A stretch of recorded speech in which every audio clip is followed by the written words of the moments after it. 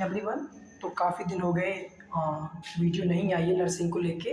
तो हमने second year का जो अपना बीएससी नर्सिंग है उसका एमएसएन का क्वेश्चन पेपर सॉल्व किए हैं, जो 2020-21 का क्वेश्चन पेपर है। तो जिसमें पहला हमारा क्वेश्चन ये आया था कि क्वेश्चन 1 है, mister Lakshmi 55 year old women है, एक लक्ष्मी है जो 55 साल की है, लेडी है, वो एडमिट है हॉस्पिटल में with the diagnosis of diabetes mellitus. उसे कौन सी बीमारी है? डायबिटीज़ मेलिटस बीमारी है। तो इसके अंदर 3 क्वेश्चन पूछे गए थे। क्या क्वेश्चन है इसी इसी जो इस लड़की औरत को बीमारी है उसके? पहले डिफाइन देनी है, डायबिटीज़ मेलिटस होता क्या है, ये एम है, देख लेना, है ना। उसके बाद में दूसरा क्वेश्चन भी है, कॉम्प्लिकेशन ऑफ डायबिटीज़ मेलिटस क्या क्या होती हैं, मेडिकल और नर्सिंग मैनेजमेंट क्या है इस लक्ष्मी के लिए जिससे ये बीमारी सही हो सके। तो सबसे पहले ए पे आते हैं। अकॉर्डिंग टू WHO के हिसाब से diabetes mellitus is a chronic metabolic disease. ये एक कम समय की मेटाबॉलिक डिसीज़ है, यानी बॉडी के अंदर जो केमिकल रिएक्शन होती हैं उसके दौरान ये बीमारी होती है। इसमें होता क्या है कि when the body does not produce enough insulin, इसमें हमारी बॉडी जो पेनक्रियाज वो इंसुलिन नहीं बनाती है और can not use insulin properly, और अच्छे तरीके से पेनक्रियाज द्वारा इंसुलिन बनाया जाता है वो नहीं बन पाता है। तो इसमें आपको ये पता होना चाहिए, जो पेनक्रियाज है, पेनक्रियाज हमारे पेनक्रियाटिक ग्लैंड है, उस चक्कर में ये पेनक्रियाज जो बीटा सेल है वो इंसुलिन हमारा बनाती है ना। और जब इंसुलिन नहीं बनता है प्रॉपरली अपने बॉडी में तो इसे डायबिटीज़ मेलिटस कहते हैं। और दूसरी डिफाइन ये है हमारी, दूसरी डिफाइन अगर देखना चाहें तो it is a group of metabolic disorder. ये मेटाबॉलिक का डिसऑर्डर है जिसमें पर्सन का ब्लड शुगर लेवल हाइयर हो जाता है, either because the body does not produce enough insulin और because cell do not respond to the insulin that is produce. कहने का मतलब ये हुआ इसका कि अपनी बॉडी इनफ अमाउंट में इंसुलिन नहीं बना पाती है, जिसकी वजह से ब्लड शुगर लेवल हाई हो जाता है और ये बीमारी के कारण से हम ग्रसित हो जाते हैं। तो ये तो डिफाइन हो गई। अब नेक्स्ट देखते हैं बी वाला। बी, कॉम्प्लिकेशन क्या क्या है इस बीमारी के। तो डायबिटीज़ कीटो एसिडोसिस, ठीक है, जो किडनी में प्रॉब्लम यानी एसिडिक ज़्यादा हो जाना। दूसरा hypoglycemia, deficiency of glucose in the blood, या फिर क्या हो जाएगा अपने बॉडी में ग्लूकोज की कमी हो जाएगी तभी बीमारी हो सकती है। लॉस ऑफ वेट, इसमें वेट का लॉस हो सकता है। Neuropathy, nerve degeneration and loss of function of cardiopathy, यानी जो नर्व का डिजनरेशन होता है वो भी इसमें प्रॉब्लम देखने को मिलती है। पॉलीडिप्सिया, प्यास लगना अधिक।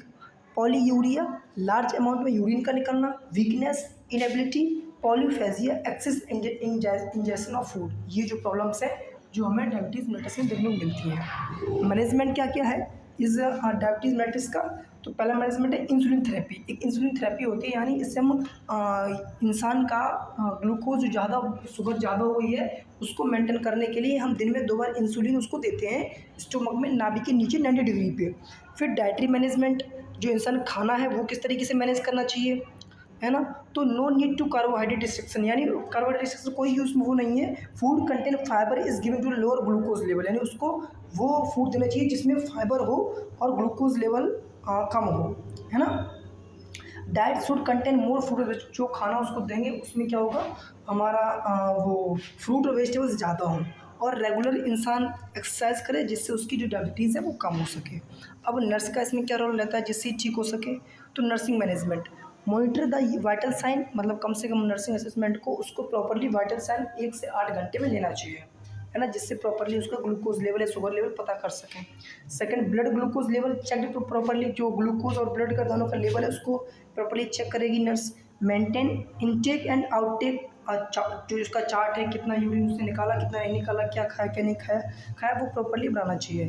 फोर्थ है insulin given after urine testing, जब उसका यूरिन टेस्टिंग हो जाए डॉक्टर द्वारा उसके बाद में हम इंसुलिन को दें और टेस्टिंग करें पहले यूरिन की कि किस तरीके से उसका आउटपुट निकल रहा है और उसका क्या कलर है यूरिन का, उसके बाद इंसुलिन डॉक्टर के कहने से ही दें।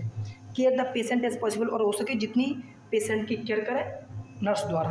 गोल क्या होना चाहिए? गोल होना चाहिए कि टू रिड्यूस पॉलीफेजिया, जो उसमें ग्लूकोज लेवल ज़्यादा बढ़ गया है उसको कम करने के लिए कोशिश की जाए और खाना अच्छी तरीके से डाइजेस्ट हो, ठीक है। ये क्वेश्चन नंबर 1 था हमारा। सेकंड क्वेश्चन है डिफाइन लिवर सिरोसिस, इसी में बी पूछा था write down aetiology of liver cirrhosis. C पूछा था एक्सप्लेन मेडिकल और surgical management of liver cirrhosis. और डी पूछा था नर्सिंग मैनेजमेंट क्या होता है इसमें। तो पहले लिवर सिरोसिस होता क्या उसको देखते हैं। तो लिवर सिरोसिस पे आते हैं हम लोग। लिवर सोर्सेस, ये कंडीशन है जिसमें liver is scattered and permanently damage. इसमें क्या होता है, नॉर्मली लिवर जो हमारा काम करना बंद कर देता है, डैमेज हो जाता है। Scar tissue replace healthy liver tissue by which disturb the structure of function of liver. क्या जो बेकार की सेल होती हैं वो इस लिवर के ऊपर हावी हो जाती हैं और अच्छे लिवर को बेकार कर देती हैं और लिवर का फंक्शन करने में काफ़ी कठिनाइयाँ होती हैं। यानी लिवर प्रॉपर अपनी तरीके से काम नहीं कर पाता, मेटाबॉलिज्म काम नहीं कर पाता है उसमें, और जो हमारे क्या कहते हैं बाइल जूस नहीं बन पाता, ये सब समस्या उसमें होने लगती है किसमें, तो एक तरीके से लिवर सिरोसिस मतलब कि लिवर का डैमेज हो जाना। इटियोलॉजी क्या है, क्यों होती है लिवर सिरोसिस? तो पहला है अल्कोहल कंजप्शन, जो लोग ज़्यादा अल्कोहल पीते हैं उसकी वजह से लिवर ख़त्म हो सकता है या डैमेज हो सकता है। प्रोटीन, जो लोग प्रोटीन ज़्यादा लेते हैं डाइट में वो दिक्कत आ सकती है प्रोटीन ज़्यादा लेने से। हेपोटॉक्सिक ड्रग्स, जो ड्रग्स होती हैं हमारे लिवर के लिए, तो कुछ लोग लेने लगते हैं तो उससे समस्या आ सकती है। साइड इफेक्ट जनरल एनेस्थीसिया, कुछ लोग क्या करते हैं एनेस्थीसिया का इस्तेमाल करते हैं जिस चक्कर में लिवर के ख़राब होने के चांस ज़्यादा रहते हैं। या फिर किसी को हेपेटाइटिस सी है और हेपेटाइटिस बी है और कुछ वायरसेस की वजह से भी ये लिवर हमारा डैमेज हो सकता है। अब इसको ठीक करने के लिए क्या है, तो पहले मेडिकली देखते हैं क्या है। मेडिकली पर्पस देखते हैं, रेस्ट उसको दें जिसका भी ये समस्या हो। हाई ग्लूकोज ज़्यादा दें, लो प्रोटीन लो फैट डाइट, ये मेडिकली है। विटामिन सप्लीमेंट बी कॉम्प्लेक्स उसको देने चाहिए। Fluid intake, fluid and electrolyte balance करना चाहिए। लैक्टोलोज एंड रिड्यूस सीरम एमोनिया, तो ये सब चीज़ें जो मेडिकली हैं जो एक तरीके से ठीक करने में हेल्प होती हैं। सर्जिकली लिवर ट्रांसप्लांट कर सकते हैं। Removing the liver and replace it with a healthy donor organ is another way to treat liver cancer. अगर किसी को लिवर का सिरोसिस हो गया तो हो सकता है कभी कोई इंसान का लिवर कुछ लोग दान कर देते हैं तो वो उस खराब लिवर को हटा के नया उस पर यूज़ कर दें। या फिर क्रायो सर्जरी यानी cryo ablation, tumour destroy by using liquid nitrogen eight 196। और कभी भी क्या होता है 196 पे नाइट्रोजन की, लिक्विड नाइट्रोजन की हेल्प से जो लिवर ख़राब हो चुका है उसको हम हटा भी सकते हैं और एक दूसरा लिवर हम यूज़ कर सकते हैं उसके प्लेस पे। तो ये सर्जिकली हो गए, मेडिकल दोनों हो गए हैं। अब नर्सिंग मैनेजमेंट, नर्सिंग क्या करेगी जब ऐसी कंडीशन आए, तो नर्सिंग करेगी provide comfort measures such as back rubbing, changing position to relieve pain, जो उसको दर्द होता है तो उसको एक तरीके से पोजीशन चेंज करे या बैक साइड रब करे। Teach the patient relaxation technique, deep breathing, उसको गहरी सांस लेने के लिए बोले और कुछ अलग अलग टेक्निक बताए जिससे पेशेंट को रिलैक्स मिले। प्रोवाइड क्वाइट एंड काम एनवायरनमेंट, एक अच्छा एनवायरनमेंट देना चाहिए जहाँ शोर शराबा कम हो, ज़्यादा चिल्लाहट ना हो। Fifth, give analgesic to relieve from pain and fever, कुछ दवाइयाँ देनी चाहिए जिससे दर्द और बुखार कम हो। Help encourage patient to eat, उसको खाने के लिए प्रेरित करें, उसको बोलें कि नहीं खाओगे तो बीमार पड़ जाओगे और समस्या हो जाएगी, तो यानी खाना को उसको अच्छी तरीके से इंकरेज करें। Give medication in proper time with proper dose, जो डॉक्टर द्वारा मेडिसिन दी गई है सही टाइम पे और सही समय पे उसको हम वो मेडिसिन प्रॉपर डोज में दें। एवेल्यूएट करंट एक्टिविटी, जो पेशेंट की करंट एक्टिविटी है वो देखे क्या कर रहा है क्या नहीं कर रहा है, क्या समस्या आ रही है, क्या उसके फेस का हाव भाव है, किस तरीके से अड़थुड़ कर रहा है, वो सब एक नर्स उसको ध्यान देगी। चेक प्रॉपर वाइटल साइन, और प्रॉपरली उसके वाइटल साइन चेक करते रहे। तो ये हो गया हमारा क्या, nursing management in liver cirrhosis. फिर थर्ड क्वेश्चन आया था क्या हमारा, डिफाइन बेनिग्न प्रोस्टेट हाइपोट्रोफी। ये क्या है बेनिग्न, यानी ये प्रोस्टेट ग्लैंड होती है जो मेल्स के अंदर, उसमें शायद प्रोस्टेट ग्लैंड का साइज बढ़ जाता है जो नॉर्मल होता है उससे। अब इसकी डिफाइन देखते हैं। Benign is the condition in which the prostate gland is larger than the normal. वही पता कि बेनिग्न कंडीशन एक ऐसी कंडीशन होती है जिससे प्रोस्टेट ग्लैंड का साइज वो लार्ज हो जाता है नॉर्मल से। This condition occur in man, ये केवल मैन में ही होती है क्योंकि मैन में ही प्रोस्टेट ग्लैंड पाई जाती है। In which prostate gland enlarge and not cancerous, इसमें प्रोस्टेट ग्लैंड बड़ी हो जाती है लेकिन कैंसर नहीं होती, कैंसरस सेल नहीं बनती है वो, ये डिफाइन हो गई। नॉर्मली क्या है बेनिग्न प्रोस्टेट हाइपरट्रोफी, क्या है कि जो हमारा प्रोस्टेट ग्लैंड होती है किस जगह पे, जो पेनिस है, पेनिस के ऊपर साइड में जो हमारा यूरिन का नीचे वाला पोर्शन है उसके वहाँ पे है ना, जो यूरिन से जहाँ से यूरिन रिमूव होगी वहाँ पेनिस के ऊपर। उसके बाद आते हैं हम नेक्स्ट पे, कॉज क्या है इसके, ठीक है ना। क्वेश्चन आया था discuss cause pathophysiology and clinical management of BPH, इसके कैसे कैसे बच सकते हैं, क्या कारण होते हैं इसको होने के। तो कॉज क्या है, BPH can sometime lead to complication such as urinary tract infection. जब कभी जो पेशाब करने वाला रास्ता है उसमें इन्फेक्शन फैल जाता है, एक वो चांस होता है जब हमारी प्रोस्टेट ग्लैंड ज़्यादा हो सकती बढ़ जा सकती है। Such as chronic retention and acute urinary retention, ठीक है। डिफिकल्टी स्टार्टिंग यूरिनेशन, इसमें क्या होती है हम लोग पेशाब करने में समस्या आती है। Benign prostate hyperplasia due to hormonal change, कभी कभी हार्मोनल चेंज की वजह से भी ये वाली बीमारी हमको देखने को मिल सकती है, ठीक, पैथोफिजियोलॉजी क्या है, तो मतलब किस तरीके से ये हमको प्रॉब्लम हो करती है। तो due to etiological factor leakage, मतलब कोई समस्या हो गई है बाई चांस किसी को, जैसे यूटीआई वगैरह, तो डिक्रीज टेस्टोस्टेरोन, तो क्या वो टेस्टोस्टेरोन लेवल जो मिल्क के अंदर निकलता है वो कम हो जाएगा। Testosterone converted into dihydroxy testosterone, इसमें टेस्टोस्टेरोन है, इसमें कन्वर्ट हो जाएगा जब बीपीएच हो जाएगा तब। फिर dihydroxy testosterone accumulate in stromal cell और प्रोस्टेट, जो प्रोस्टेट की स्ट्रोमल सेल है उसके ऊपर एक्यूमुलेट हो जाएगा, यानी थक्का सा बना लेगा। उसके बाद में हम क्या होगा, थक्का ये बन जाएगा, अब प्रोस्टेट ग्लैंड है वो इनलार्ज हो जाएगी, बड़ी हो जाएगी और यूरिन फ्लो करने में प्रॉब्लम आएगी। ये होता है पूरा एक रास्ता जिसमें ये हमारी जो प्रोस्टेट ग्लैंड है वो प्रॉब्लम क्रिएट करती है। ठीक, अब सर्जिकल मेथड क्या है इसका वो देखते हैं। Transurethral resection of prostate by electrocautery by laser cognition, ये दो रास्ते हैं सर्जिकली जिससे हम प्रोस्टेट ग्लैंड को कम कर सकते हैं या फिर उसका जो लार्ज बढ़ेगा उसे स्मॉल बना सकते हैं, या फिर transurethral vaporisation of the prostate by electrocautery by laser, इन दोनों से भी हम लेज़र की हेल्प से भी हम प्रोस्टेट ग्लैंड का सर्जिकली वे में, यानी क्या करेंगे, पेनिस के ऊपर वाला पोर्शन को हम सर्जिकली वे में कट करेंगे, उसके अंदर जो प्रोस्टेट ग्लैंड बढ़ गई है उसको हम निकालने की कोशिश करेंगे। ठीक है, transurethral incision of prostate open surgical enucleation, यानी मेनली सीधी सर्जिकल मतलब है कि हम क्या करेंगे, कुछ अलग अलग मेथड से मशीनरी टेक्निक से हम प्रोस्टेट ग्लैंड को स्मॉल करने की कोशिश करेंगे। ठीक, surgical nursing management after catheter removal patient should urine within the 6 hour, मतलब जब इंसान ऐसे ट्रीटमेंट जब सर्जिकल हो जाएगी तो जब पेशेंट का कैथेटर रिमूव करो 6 घंटे उसको यूरिन आनी चाहिए, देखना चाहिए नर्सिंग को, और नहीं आ रही तो प्रॉब्लम आ रही है। Encourage to practice starting and stopping the steam during urination, मतलब उसको धीमे धीमे करके कोशिश करनी चाहिए यूरिन को बाहर निकालें। ठीक, अवॉइड हैवी वेट लिफ्टिंग, और जब ऐसी कंडीशन आती है तो उसको नर्स को कहना चाहिए आप कोई वेट लिफ्टिंग चीज़ें नहीं उठाएंगे। Ensure catheter patency record amount of characteristic of urine output, जो कितना आउटपुट निकाल रहा है, कितना पानी पी रहा है, कितना यूरिन निकल रही है, इसको भी नर्स को हमें देखना है जब सर्जिकल नर्सिंग वो जब प्रोस्टेट ग्लैंड का सर्जिकली वे में कोई ट्रीटमेंट चल रहा हो उस दौरान नर्स को ये 4 चीज़ें देखनी चाहिए। अब नेक्स्ट पे आते हैं, what is COPD। Next question 4 आया था COPD क्या है, डिफाइन आते हैं। Chronic obstruction pulmonary disease is the pair of two commonly coexist disease of lungs, chronic bronchitis and emphysema in which the airway become narrow which lead the limitation flow air in the end formation. Chronic obstruction pulmonary disease यानी एक ये pulmonary lungs की बीमारी है जिसमें क्या होता है, दो कॉमनली बीमारी लंग्स में पहुंच जाती है जिसमें ब्रोंकाइटिस और एम्फीसाइमा जैसी कंडीशन हमको देखने को मिलती है जिसमें हवा हमारे लंग्स तक नहीं पहुंच पाती है। ठीक, जिसकी वजह से हमें सांस लेने में समस्या आती है और हमको बहुत एक तरीके से ऐसा फील होता है कि हाँ अब सांस में अब मतलब जान निकल गई, क्योंकि ऑक्सीजन ही मेन है जो अगर अपने बॉडी में नहीं जाएगी तो कोई भी मेटाबॉलिक फंक्शन नहीं हो पाएंगे। अब पैथोफिजियोलॉजी क्या है वो देखते हैं। COPD की पहला है ड्यू टू इटियोलॉजी रीज़न, जो भी रीज़न रहा हो जिसकी वजह से COPD हमारा खत्म हुआ है, चाहे वो सिगरेट पीने से हुआ हो चाहे कोई अदर फैक्टर हो। तो ड्यू टू ब्रोंकियल वॉल, जो ब्रोंकियल वॉल होती हैं वो दिक्कत देने लगती हैं। Recurrence will cause to loss of elasticity, जो इलास्टिसिटी हमारी ब्रोंकियल वॉल्स की वो कम होने लगती हैं, लॉस यानी गायब होने लगती हैं, इलास्टिसिटी खो देती हैं। Permanent earring of bronchial wall, permanent ये क्या ईयर रिंग, ये क्या था कोई चीज नहीं, अच्छा जो परमानेंटली डैमेज हो जाती है bronchial wall. Production of thick septum, और वहाँ से एक थिक सेप्टम निकलने लगता है।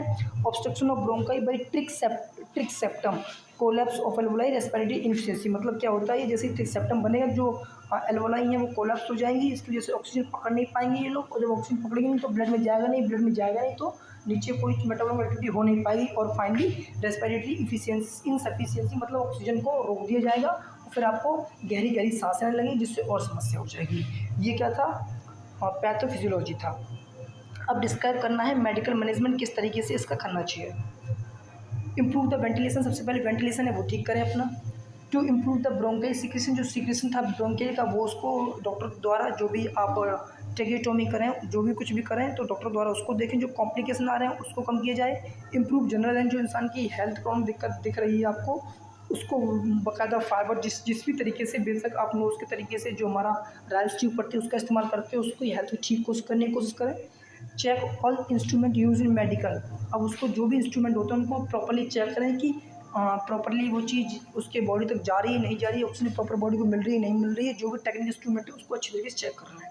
फिर ऑक्सीजन थेरेपी जो अब दी जा रही है उसको हम देख लें कि वो जो भी बटन है या फिर जो ऑक्सीजन का पाइप है या फिर जो भी वहाँ पे अटैच है वो सब प्रॉपर्ली हो रहा नहीं हो रहा है। ठीक, फोर्थ ये एनसीपी ऑफ सीओपीडी, मतलब नर्स रोल क्या होता है इसमें, तो हैंड हाइजीन, मतलब अपने हाथों को साफ रखें मेडिसिन करने से पहले, मेडिसिन करने के बाद ग्लव्स का इस्तेमाल करें, अदर बैग का इस्तेमाल करें, जो भी इक्विपमेंट आप यूज़ कर रहे हैं पेशेंट के लिए उसको अच्छी तरीके से हैंडल करें, इन्वायरमेंट कंट्रोल रखें, कोई भी एक तरीके से वेंटिलेशन दें जिससे माइक्रोब्स हैं वगैरह उस पर ना हावी हो पाए, prevent injury from the sharp device and patient placement, जहाँ भी जब आप प्लेसमेंट पेशेंट के जरूर करते हैं तो ध्यान रखें कि उसमें कोई भी उसके ऊपर चीज़ चुभ ना जाए।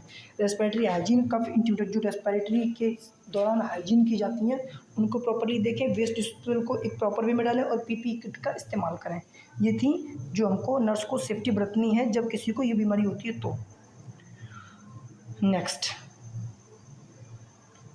सोरोसिस क्या है? इट इज़ अ क्रॉनिक, ये भी क्रॉनिक डिसीज़ है, कम समय की, नॉन इन्फेक्शियस स्किन, इसमें ये भी एक तरीके से ऐसा नहीं कि स्किन इन्फेक्शन हो जाती है, इन्फेक्शंस की वजह से हो जाती है, नॉन इन्फेक्शियस नहीं है। इन्फ्लामेशन इन्वॉल्विंग, इसमें होता क्या है, ये इन्फ्लामेशन हो जाता है जिसकी वजह से जो हमारी स्किन है, स्किन में केराटिन प्रोटीन का inflammation involving keratin synthesis in this, इसमें क्या है केराटिन का सिंथेसिस होने लगता है और सोरोसिस तरीके से पेचेस बन जाते हैं। सीधे मतलब ये हुआ कि सोरोसिस एक टॉनिक बीमारी है जो इन्फेक्शियस बीमारी नहीं है, इन्फ्लामेशन है जिसमें केराटिन बनने लगता है और जो स्किन है वो लाल से पड़ जाती है, उसके ऊपर वाइट कलर के चट्टे से पड़ जाते हैं।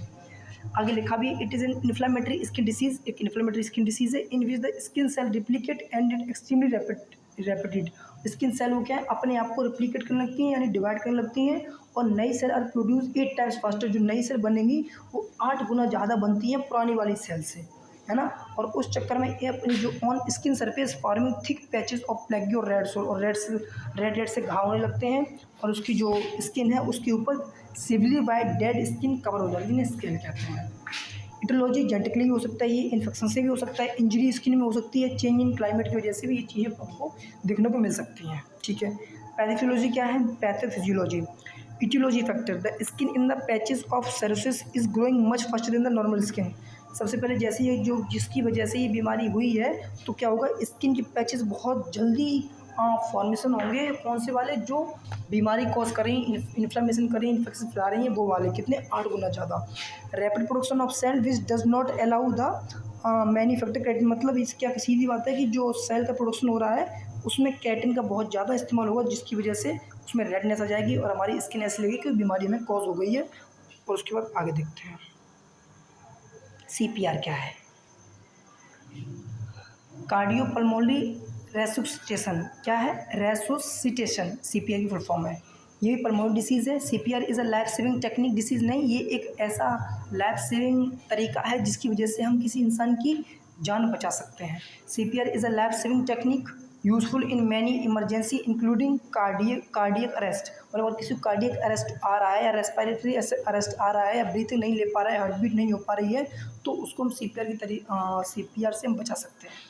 CPR is effective only if performed within the 7 minute of the cardiac और रेस्पिरेटरी अरेस्ट। CPR तभी पॉसिबल है जब इंसान 7 मिनट के अंदर अगर हम उसको CPR देते तो उसको बचाया जा सकता है।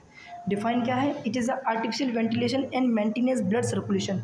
इसमें एक आर्टिफिशियल वेंटिलेशन है जिसकी क्या है, और CPR देने से तो इंसान जल्दी उसके अंदर ब्लड सर्कुलेशन का जो रुक गया है बहाव वो जल्दी से चालू हो सकता है, जिससे वो कार्डियक अरेस्ट से बच सकता है और नॉर्मल ब्रीथिंग ले सकता है, नॉर्मल वापस में हार्ट एक्शन आ सकते हैं अगर उसका कार्डियक अरेस्ट हो गया है और CPR देते हैं तो।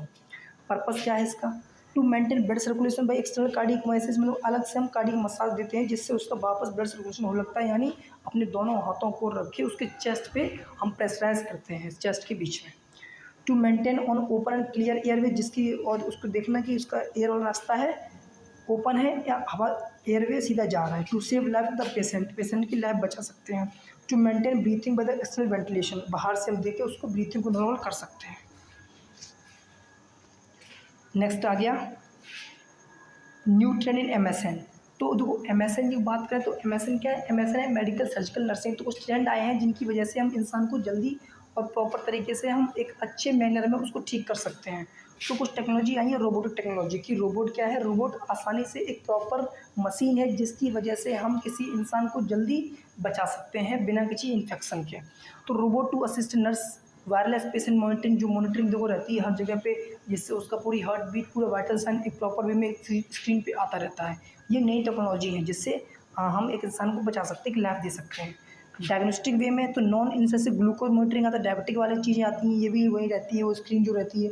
कैंसर जेनेटिक जीनोम तो बड़े बड़े लैबों में कैंसर सेल को मारने के लिए हम रेडियो एक्टिविटी का यूज़ करते हैं, लेज़र का यूज़ करते हैं। तो ये सब टेक्नोलॉजी है जो एमएसएन में यूज़ होने लगी हैं। नर्सिंग मैनेजमेंट में आयुर्वेदिक प्रैक्टिस कर सकते हैं, होलिस्टिक केयर कर सकते हैं, नर्सिंग प्रोविजन कर सकते हैं। इनको पढ़ लेना, ये टॉपिक को आप डिटेल में और लिख सकते हैं, 5 नंबर का आया था।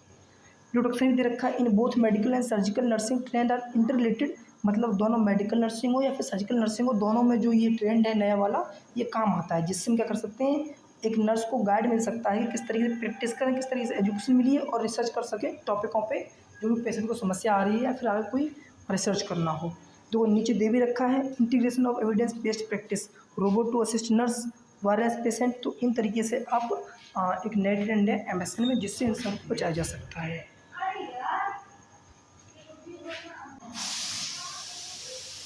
उसका हाइपरटेंशन क्या है? हाइपरटेंशन इसे एसटीए भी कहते हैं, एसटी भी कहते हैं। Also high blood pressure is a long term medical condition. ये एक तरीके से लॉन्ग टर्म मेडिकल कंडीशन है जिसमें इंसान का जो ब्लड प्रेशर है वो आर्टरी में क्या कहते हैं, बहुत ज़्यादा हो जाता है, यानी ब्लड का फ्लो बहुत ज़्यादा हो जाता है आर्टरी में, जिसे ब्लड प्रेशर का नाम देते हैं। तो systole will be more than equal. Systole क्या होता है, बहुत ज़्यादा हो जाता है, 140 mHg जो कि 120 रहता है, और डीपी यानी डेस्टोल जो ब्लड प्रेशर है वो 90 से भी ज़्यादा हो जाता है, यानी इक्वल 90 रहेगा, 90 से ज़्यादा होगा। ये हाइपरटेंशन में रहता है। Types pre hypertension, hypertension stage 1, hypertension stage 2। तो इनमें एसबीपी कितना रहेगा, डी यानी सिस्टोल ब्लड प्रेशर, और डायस्टोल ब्लड प्रेशर कितना रहेगा, ये टाइप्स होते हैं जिससे कि बीमारी कॉज हो सके। ठीक, एटियोलॉजी क्या हो सकती है, यानी किस तरीके क्यों हाइपरटेंशन होती है। तो किडनी की प्रॉब्लम होगी उसको तो हाइपरटेंशन हो सकती है, एंडोक्राइन डिसऑर्डर होगा तो हाइपरटेंशन हो सकती है, न्यूरोलॉजिकल डिसऑर्डर होगा ब्रेन या फिर स्पाइनल कॉर्ड तो हाइपरटेंशन हो सकती है, स्लीप सो नहीं पा रहा तो हाइपरटेंशन हो सकती है उसको, या फिर लिवर में प्रॉब्लम है तो हाइपरटेंशन हो सकती है ना। इतना हो गया। उसके बाद रिस्क फैक्टर कौन कौन से हैं, तो एज है, जिसमें एज के हिसाब से वो हो सकती है 50 साल से ऊपर, तो उसको हाइपरटेंशन होने का चांस ज़्यादा है। अल्कोहल भी करता है, स्मोकिंग करता है तो उसको चांस ज़्यादा है। ये चीज़ डाइटरी इंटेक सोडियम को बहुत ज़्यादा कर लेता है, मोटापा हो गया तो जो हमारा ब्लड प्रेशर है ज़्यादा वो होने के चांस रहते हैं। पैथोफिजियोलॉजी क्या है, सिंपैथिक नर्वस सिस्टम एक्टिविटी होगी, एक्टिवेट वेस्कुलर इंडोमेथिलियम होगा, एक्टिविटी ऑफ रीनल सिस्टम होगा और एंडोक्राइन सिस्टम होंगी, जिस चक्कर में इंसान का बीपी बढ़ जाता है। सीरीज बात ये है, जो आर्टरीज में ब्लड प्रेशर होता है उसका फ्लो तेज होने लगता है, जिसकी वजह से हमें क्या कहते हैं दिक्कत आ जाती है, बीपी हाई हो जाता है और इंसान को प्रॉब्लम ज़्यादा क्रिएट होती है। क्लिनिकल फीचर्स क्या हैं, sometime the high BP does not cause any symptoms. कभी कभी क्या होता है हाई बीपी कोई सिम्टम नहीं कॉज करता है और इंसान बेचारा मर जाता है, इसलिए इसे साइलेंट किलर डिसीज भी कहते हैं। लेकिन कुछ कंडीशन में इंसान की हेडेक होगा, ब्लड विजन दिखेगा, कमजोरी रहेगी, नोसिया रहेगा, वॉमिटिंग आएगी और चेस्ट पेन रहेगा, शॉर्टनेस ऑफ ब्रीथिंग रहेगी। तो ये हमारे कॉज थे जो कौन से ब्लड प्रेशर के ज़्यादा हो जाने के, जिससे क्या कहते हैं इसमें हाइपरटेंशन। उसके बाद एक क्वेश्चन ये और आया था कि बायोमेडिकल वेस्ट मैनेजमेंट क्या है। तो देखो आपने खूब पढ़ रखा है, मैं सिर्फ इसको वीडियो के रूप में आपको दिखा देता हूँ कि अगर आता है तो ये फर्स्ट ईयर में पढ़ ही रखा है, फिर भी देख लो आप। इसमें क्या इंट्रोडक्शन देखेंगे कि जो हॉस्पिटल में लार्ज क्वांटिटी में हज़ार्ड वेस्ट डेली में यूज़ आते हैं जो इन्फेक्शन कॉज कर सकें, नॉन इन्फेक्शन मटेरियल, तो उसको इस्तेमाल करते हैं। इसमें क्या पोटेंशियल हज़ार्ड आ जाएगा हमारा। उसके बाद में यहाँ पे मेडिकल वेस्ट आ जाएंगे, टाइप्स ऑफ बायोमेडिकल वेस्ट है, और स्टेप है किस तरीके से हम वेस्ट मैनेजमेंट को कर सकते हैं और कौन कौन से बॉक्स रहते हैं BMW में जो इसमें इस्तेमाल हो सकते हैं। जैसे येलो है, रेड है, वाइट, ब्लू।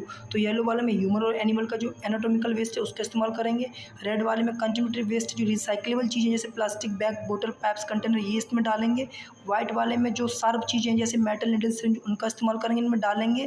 तो ब्लू वाले जो डस्टबिन है BMW के अंतर्गत आता है, जिसमें ग्लासवेयर, ब्रोकन चीज़ों को हम डालेंगे, जिससे क्या हो, जो इंसान इन्फेक्शियस चीज़ें हैं वो सामने वाले में ना पड़ सकें और बीमार ना हो जाए। तो इन चीज़ों को हम बचाने के लिए, जिससे इन्फेक्शन दोबारा ज़्यादा कॉज ना हो जाए, तो इनका इस्तेमाल करते हैं। ये देखो इसमें लिखा भी है कि कौन कौन सी चीज़ें किस में आती हैं।